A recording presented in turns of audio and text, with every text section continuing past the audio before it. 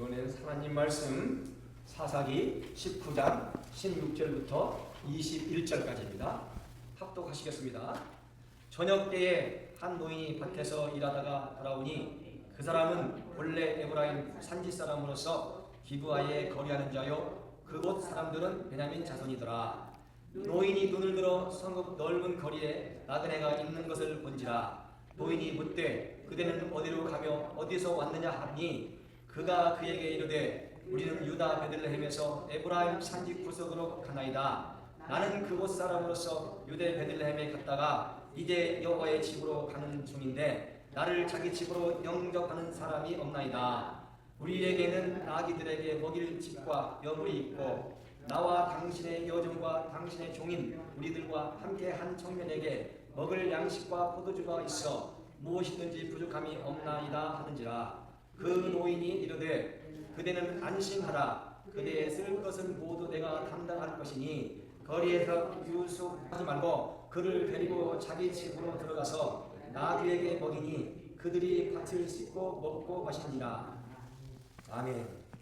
오늘은 복 있는 자켄입니다. 자켄이라는 이야기는 히브리어로서 노인을 뜻한다라고 말씀드렸죠. 그러나 동양, 서양을 막론하고 노인네다 또는 늙은이다라고 하는 표현들을 딱히 좋아하지 않는다는 것입니다. 심지어 중년 이후에 남성을 일컬을 때 뭐라고 얘기해요?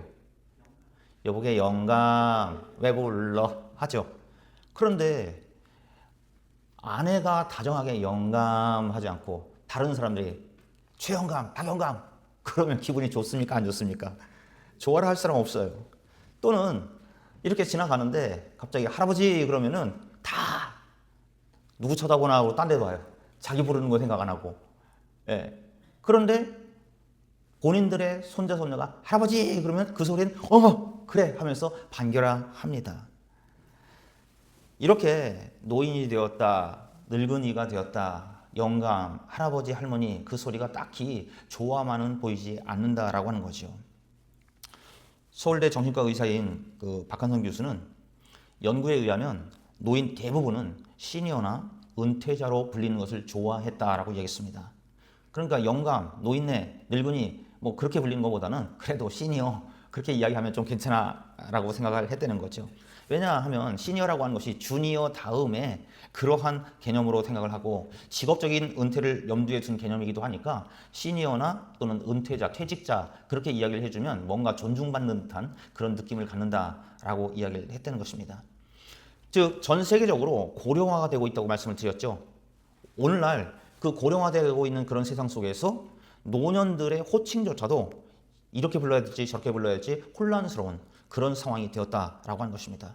그래서 그 박 교수님 이야기하기를 듣는 사람이 좋아라 하는 그 호칭으로 불러드리면 되지 않겠느냐 그런 얘기를 했어요. 이러한 상황 속에서 저는 우리 성도님들과 함께 한번 생각해 보고자 하는 것이 노년, 본연의 정체성이 무엇인가라고 하는 거죠. 노인이라고 부르고 노친네라고 부르고 또는 늙은이라고 부르고 뭐 그런 것들 기분 나빠하고 할 것이 아니라 그럼 노년이라고 하는 것이 과연 무엇인가?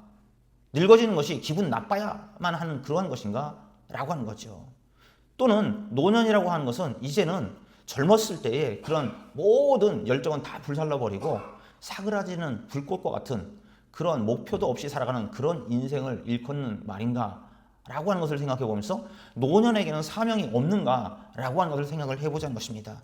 그러니까 이 시간에 노년 본연의 정체성과 노년으로서의 사명은 과연 무엇인가에 대해서 상고해보자라고 하는 것입니다.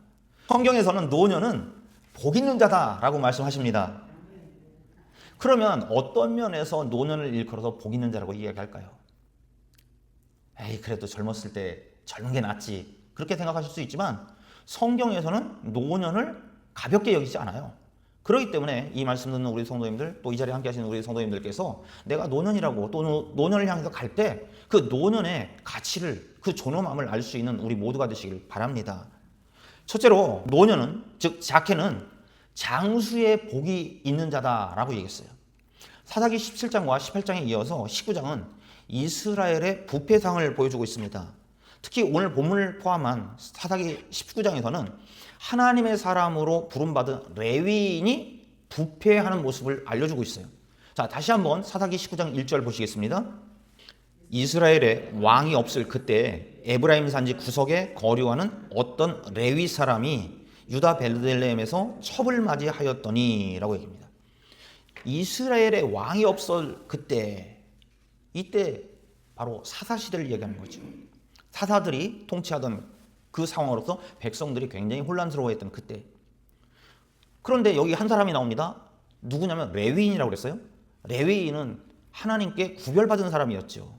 따라서 도덕적으로나 윤리적으로나 깨끗하게 살아야만 했고, 다른 사람들도 레위인에 대한 그 기대감을 이렇게 우리보다는 깨끗하고 도덕적인 수준이 높은 사람, 그렇게 여기고 있었다는 거죠.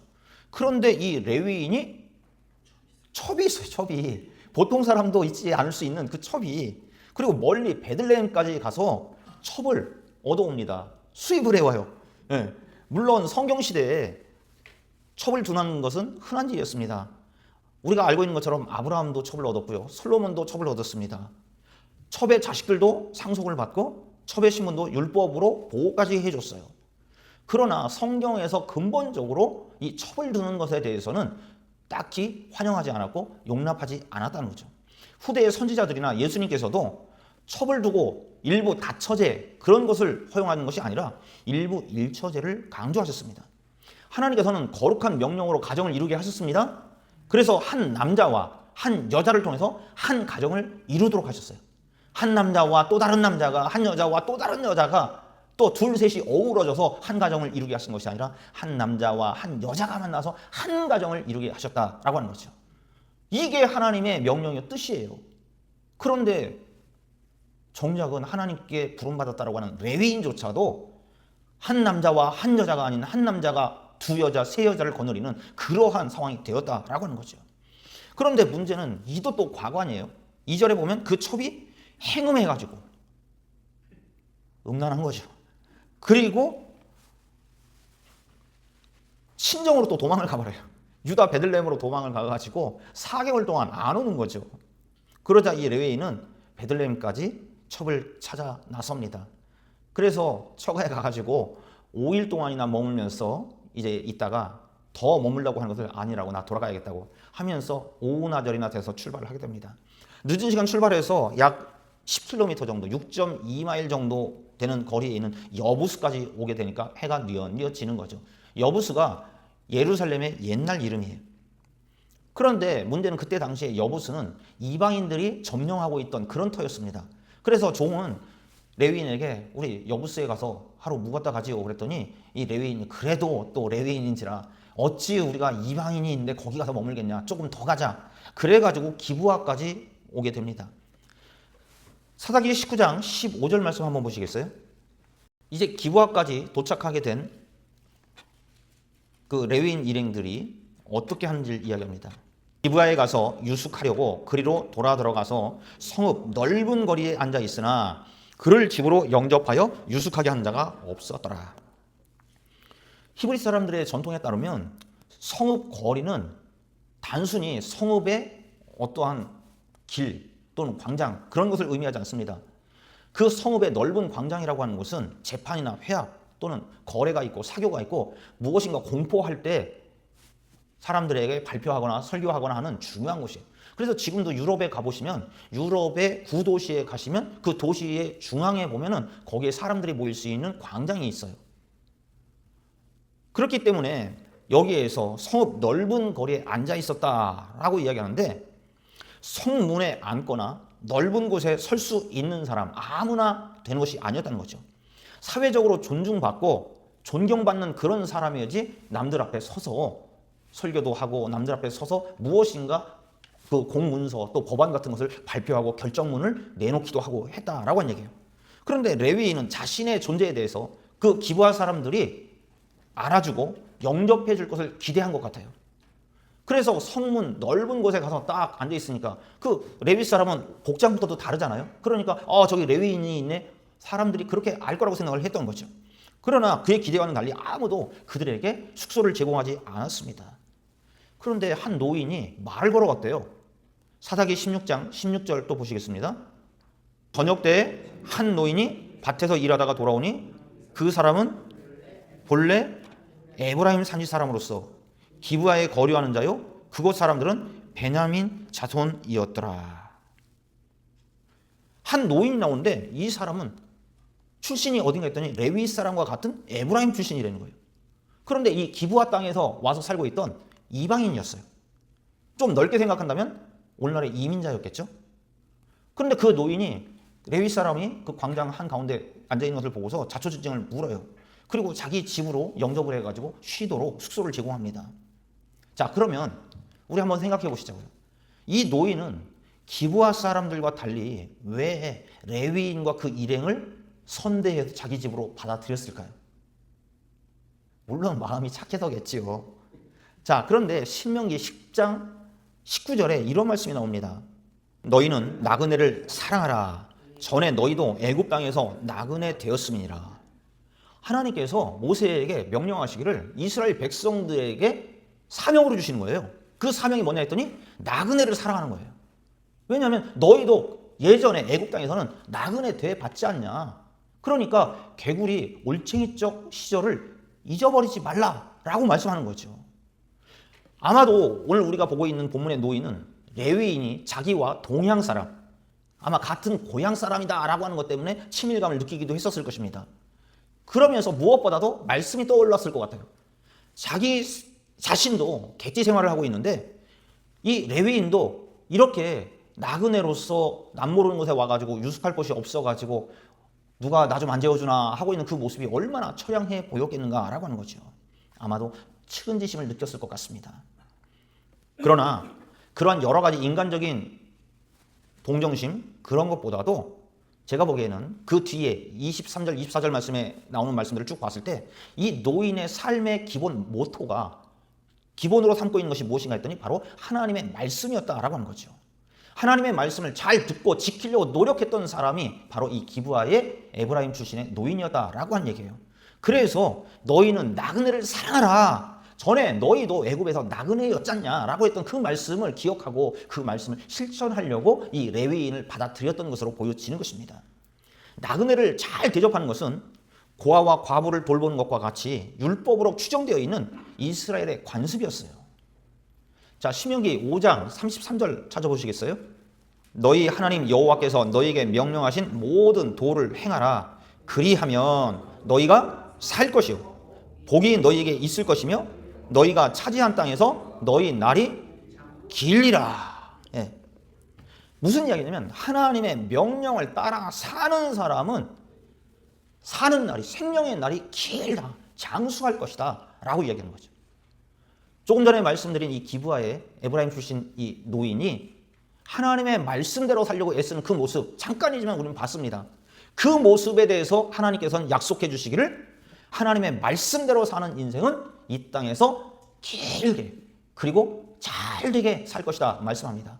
바라기는 오늘 아침에 예배하는 우리 성도님들이 하나님의 말씀을 듣고 준행함으로 인해서 기브아의 이 노인과 같이 이 땅에서 길게 잘 사는 귀한 인생들 되시기를 바랍니다. 잠언 4장 10절 찾아보시겠습니까? 내 아들아 내 말을 들으라. 그리하면 내 생명의 해가 길리라.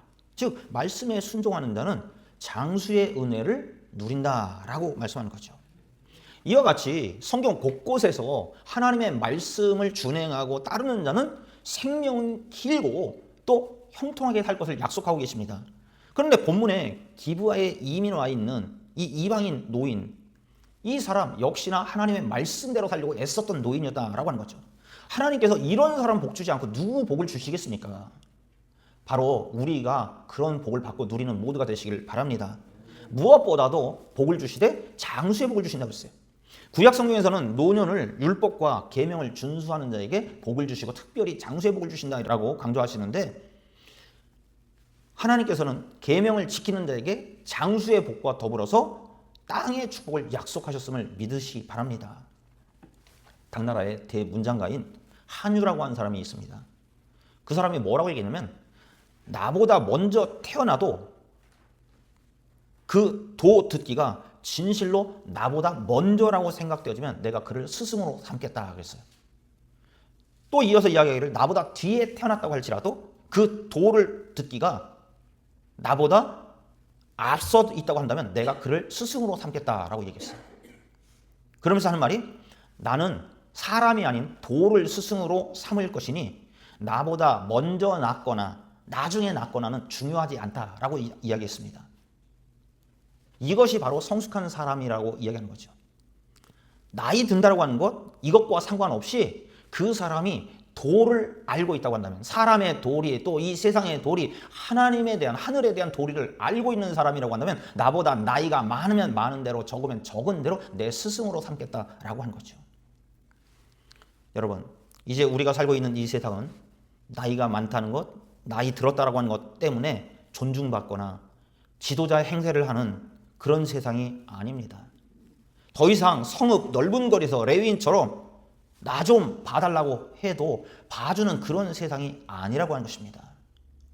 그렇기 때문에 이러한 세상 속에 살아가야 하는 우리 어르신들이 무엇보다 나 좀 봐줘, 나 좀 어떻게 공경해줘, 그걸 기대할 것이 아니라 노년, 본연의 정체성을 알아야 한다는 것입니다.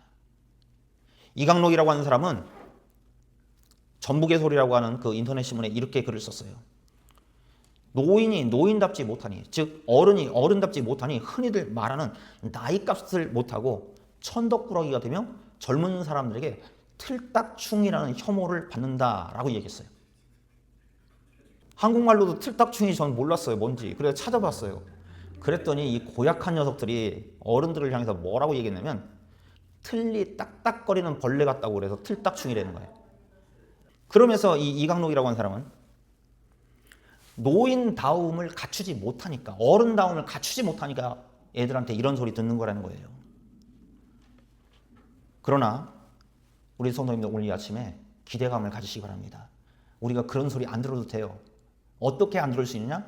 노인다움, 그것이 무엇인지, 성경적인 노인다움이 무엇이고 성경적인 어른이 무엇인지를 아시면 되는 것입니다.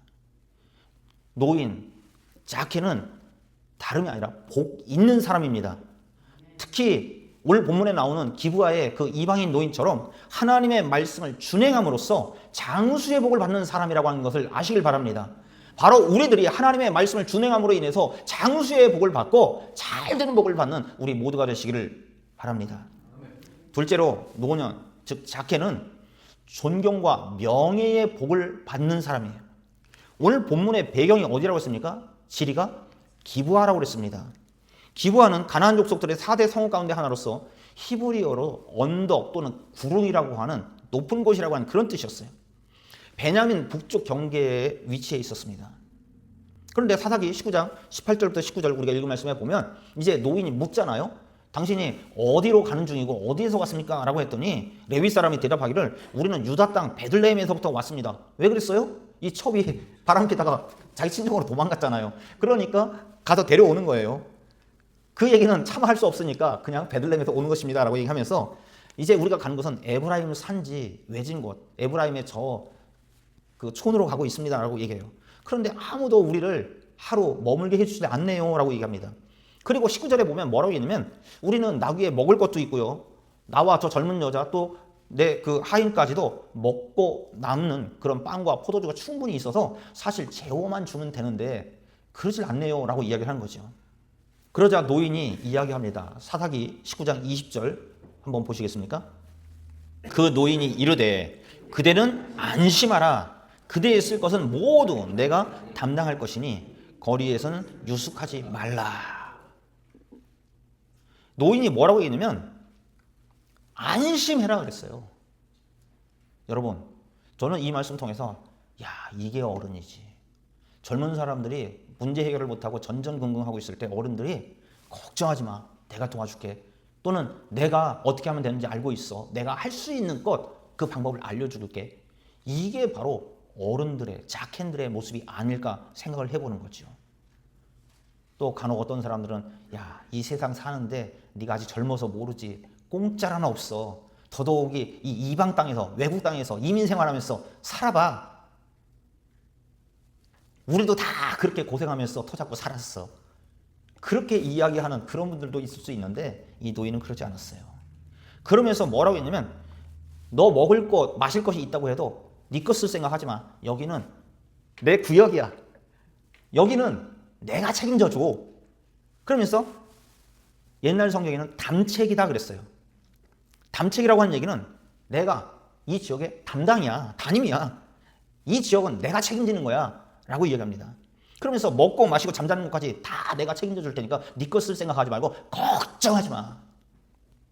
여러분, 객지에 나가서 이런 사람 만나면 얼마나 마음이 뿌듯하고 안심이 되고 얼마나 좋을까요? 혹여나 우리 성도님들 오다 가다 곤란한 사람이 있으면 다 할 수는 없지만 이러한 오늘 말씀 기억하면서 기부한 노인과 같은 그런 후덕한 그런 어르신들 되시길 바랍니다. 저희가 마드리드에서 사역할 때 그 스페인 사람들도 있지만은 또 제가 마드리드에서 3년 동안 약속을 따로 하지 않고 지나가다가 마드리드 시내에 가서 한국 사람을 만난 경우가 몇 번 있었냐면 3번 있었어요. 그러니까 1년에 한 명 만날까 말까 했다라고 하는 얘기예요. 그런데 이제 좀 지나니까 대한항공이 직항이 끊겼던 것도 들어오고 하면서 관광객들도 많이 들어오고 해요. 근데 이래저래 알게 되면 제 아내가 참 고생 많이 했습니다. 선교사 없는 형편에 그 지나가는 사람 무조건 데려다가 밥 한 끼라도 먹이는 거예요. 더더욱이 그때 당시에 한국 식당을 가면 짜장면 한 그릇 먹는데 20불이 넘어요. 20불에서 25불 정도. 미국에 왔더니 워싱턴 지역에 처음에 왔더니 10년 전 가격으로 드립니다. 그러면서 4.99불에 짜장면 주더라고요. 와, 맥도날드 햄버거보다 더 싸. 네. 그런데 마드리드에서는 20불, 25불을 줘야지 먹으니까 누구를 제가 어떻게 대접을 하겠어요. 그러니까 애매한 집에 데려다가 밥 한 끼라도 먹이는 거예요. 그러니까 사람들이 꼭 물어봐요. 아, 목사님, 저는 아는 사람도 아니고 여기 계속 머물 사람도 또 교회 나간 사람도 아닌데 왜 저에게 이렇게 해주십니까? 라고 이야기해요. 그때마다 저는 이야기해요. 우리 한국 사람이잖아요. 그리고 혹여나 당신이 만일에 이때 이 순간이 기억난다고 한다면 만일 당신도 다른 어려움을 겪거나 궁핍함을 겪는 사람을 마주칠 때 외면하지 말고 저 젊은 두 선교사 부부가 밥 한 끼라도 정성껏 대접했던 그 모습 기억해서 그들을 잘 돌봐주시라고. 그러면 됐다고. 그렇게 해서 보내곤 했었어요. 그런데 중요한 것은 성경이 그렇게 하라고 말씀하신 거예요. 오늘 기부하에 이 한 노인이 그랬다는 거죠. 걱정하지 마. 네 것 쓸 생각하지 마. 여긴 내 담당이야. 내 것 가지고 충분히 먹고 쉬었다 가. 라고 이야기했던 것입니다. 이 노인은 십자가의 영광을 아는 그런 신앙의 사람이 아니었을까 생각을 해봅니다. 보통 사람들은 자신의 짐조차 지기 싫어합니다. 그런데 이 노인은 네 거 헐었을 생각하지 말고 그 짐 내가 져줄게 하면서 스스로 자청했습니다. 이것은 마치 예수님께서 묵묵히 십자가의 길을 가셨고 자신을 희생하셨던 그 모습과 같다라고 하는 거죠. 기부하의 노인은 다른 기부하 사람들과는 다른 그러한 모습을 보여줬어요. 남다른 존경과 어른으로서의 명예를 얻을 수 있는 자켄의 존엄을 가졌다라고 하는 거죠. 오늘 아침에 예배하는 우리 성도님들 바로 이런 모습이 우리들이 갖는 모습 되시길 바랍니다. 그렇게 됐을 때 정말 복 있는 자켄으로서 무엇보다 존경과 명예를 얻고 누리는 우리 모두가 되시길 바랍니다. 다시 한번 이강록이라고 하는 사람이 쓴 글을 보면 덕과 위엄은 조직을 이끌어 나가는 사람이 갖춰야 할 가장 중요한 덕목이다 그랬어요. 덕과 위엄은. 그래서 덕만 있으면 좋은 사람이라고 하는 소리는 듣지만 위엄이 서지 않고 또 위엄만 너무 내세우면 덕이 없어서 억지로 따라하긴 하지만 반발하기 십상이다 라고 이야기했습니다. 따라서 어른으로서 어른다움을 나타내고 인정받으려고 한다면 덕망과 위엄을 갖춰야 한다라고 이야기했다는 거죠. 성경에서도 달리 이야기하지 않습니다. 노인은, 자케는 공동체 안에서 존경과 명예를 얻을 수 있는 사람들이다 라고 이야기합니다. 그들이 어디에 있든지 간에 공동체 안에서 존경과 명예를 얻고 누리라 라고 이야기하는 거죠. 또 한번 찾아보시겠어요? 레위기 19장 32절 찾아보시겠습니다. 너는 센 머리 앞에서 일어서고 노인의 얼굴을 공경하며 내 하나님을 경외하라. 나는 여호와이니라. 무슨 이야기입니까? 노인을 공경하라고 이야기하면서 어르신들이 들어오거나 이렇게 마주하게 되면 앉아있다가도 벌떡 일어서라는 거예요. 그리고 이어서 이야기하기를 하나님을 경외하라 라고 얘기합니다. 저는 이 말씀을 보면서 왜 노인을 공경하라고 이야기해놓고 그 다음에 이어서 하나님을 경외하라고 하는 말씀을 연이어서 했을까 궁금했습니다. 왜 이렇게 했는가 했더니 노인을 공경하는 것이 곧 하나님을 경외하는 것과 맞닿아 있다라고 하는 것을 알게 되는 거죠. 공동체 안에서 노인을 공경하는 것은 하나님의 창조 질서에 순응하는 일이다라고 하는 것을 알려주고 계신 것입니다. 세상에서 이야기하는 것과 달리 성경에서 알려주는 노인, 즉 자케는 결코 보호받아야 할 약자다. 나이 들어서 육체의 기능이 저하된 힘없는 늙은이다. 체면이나 염치는 모르고 뻔뻔함을 무기로 내세우는 약방의 감초다. 노추함으로 뭉쳐진 우중충하고 추리한 늙은이다. 생의 마지막에 다다른 소외된 존재다. 라고 이야기하지 않는다는 거죠. 세상에서는 이렇게 이야기해요. 그러나 성경은 그렇게 이야기하지 않습니다. 성경은 비록 노인일지라도 자켄이라는 거예요. 자켄은 공동체 안에서 여전히 중요한 사명을 알고 존경과 명예를 받고 누리는 사람들이다 말씀합니다. 시편 92편 12절과 14절 찾아보시겠습니다. 의인은 종려나무같이 번성하며 레바논의 백향목같이 성장하리로다. 14절 그는 늙어도 여전히 결실하며 진액이 풍족하고 빛이 청청하니. 아멘.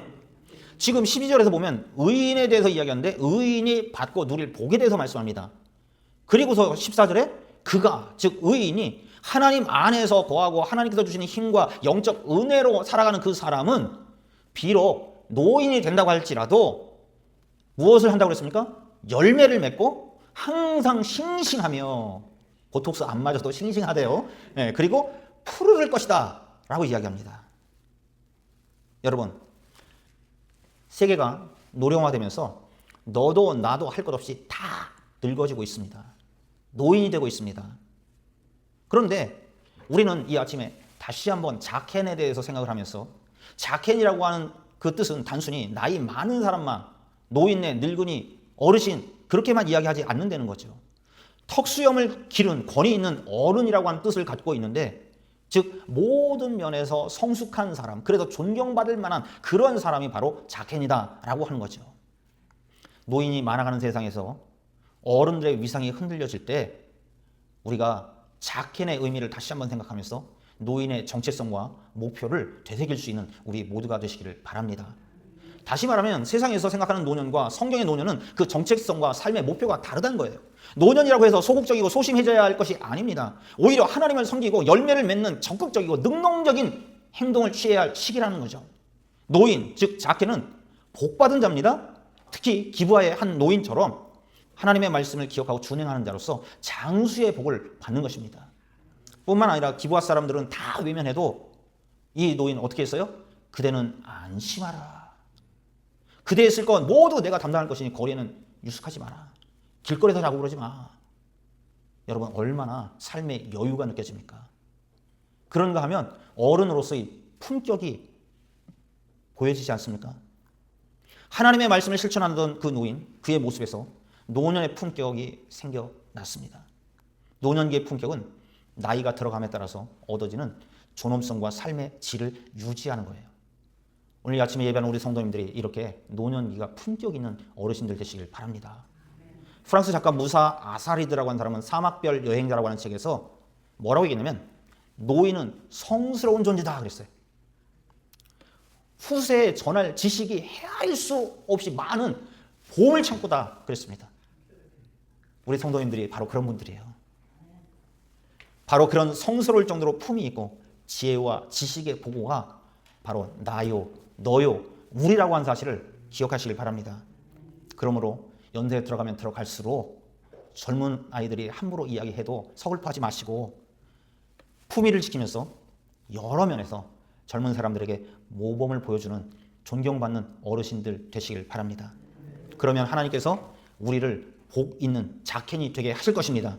그로 인해서 장수의 복과 존경과 명예의 복을 받고 누리게 해 주실 것을 믿으시기 바랍니다. 기도하겠습니다.